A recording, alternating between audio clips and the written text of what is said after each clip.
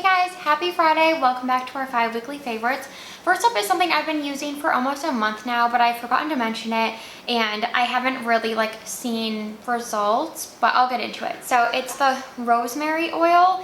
I know you've probably seen this all over TikTok. There's that brand that went viral. I think it's Miele is how you say it.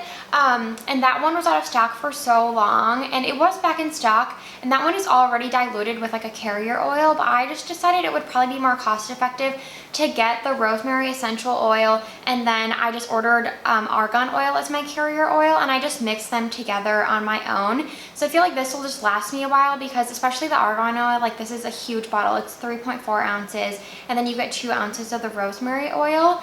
So if you're unfamiliar, there's basically been studies done that show that rosemary oil promotes hair growth. And I just had ever since I feel like turning 30, my hair started thinning, which I know is normal.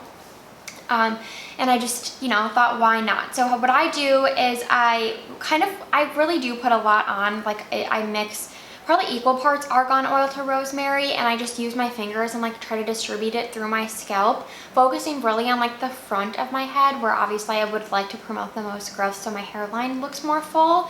And then I let it sit on my head for about an hour, 1 to 2 hours before I shower. So it is kind of time consuming, but I usually just try to get some work done or whatnot while it's sitting. And it does smell strong, but I like the smell of rosemary, so it doesn't bother me. And I did read that it takes 6 months for you to see any kind of results. I think at the 3-month mark is when people started to see little hairs growing back, and then at 6 months you would actually see a lot more hair. So obviously it's a journey, but I wanted to mention it because the thing I did notice was it really helps with my dry scalp. Okay, next up is so random, but we got a new toaster, and honestly anything could have been an improvement. Our old toaster, I was saying that it was probably Shaylee's. Yeah, I think it was 10 years old, so old, and it was just, it needed to be, it was probably a fire hazard. We probably should have replaced it so much sooner.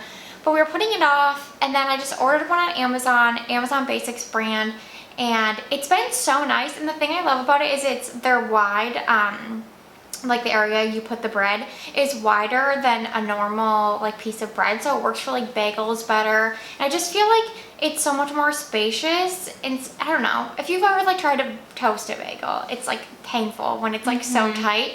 So I love that it's cheap. It's $28, I think, right? Maybe even cheaper. $28. It gets the job done. It works really well. It looks pretty nice on the counter. Like I said, anything would have been an improvement with what we had. It was just bad. But it's a really nice toaster for $28. Next up are these Biscoff cookie and cookie butter ice cream bars. I didn't know these existed, but I was at Target last week and saw them and could not resist because we love Biscoff.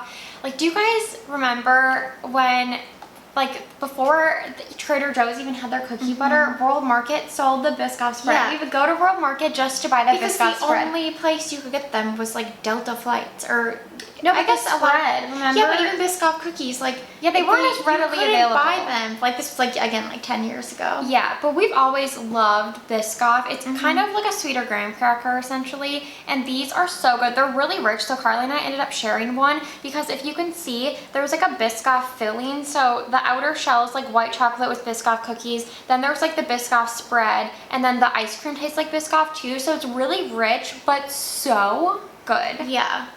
Unbelievable. Okay, next up is a documentary favorite. We watched the Pam Anderson doc on Netflix, and it was so good. I feel it was just so tastefully done, where it wasn't they were trying, I don't know, a lot of documentaries can really try to pull you in a direction and have a strong opinion, and I feel it was just out of pure love that her sons wanted the world to see who she really is.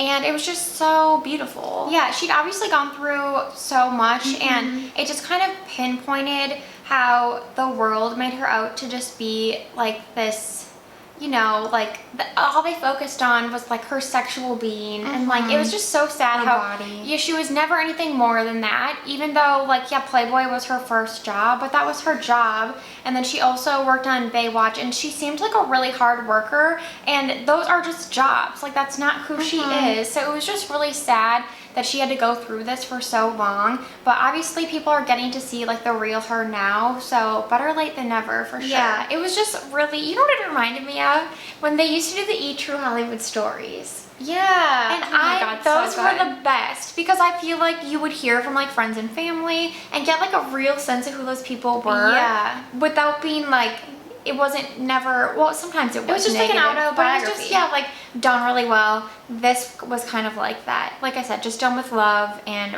really like moving. Okay, and then last up is the Milani Stay Put Liquid Brow Wax. First of all, I love this packaging. I think like it's it so too. cute.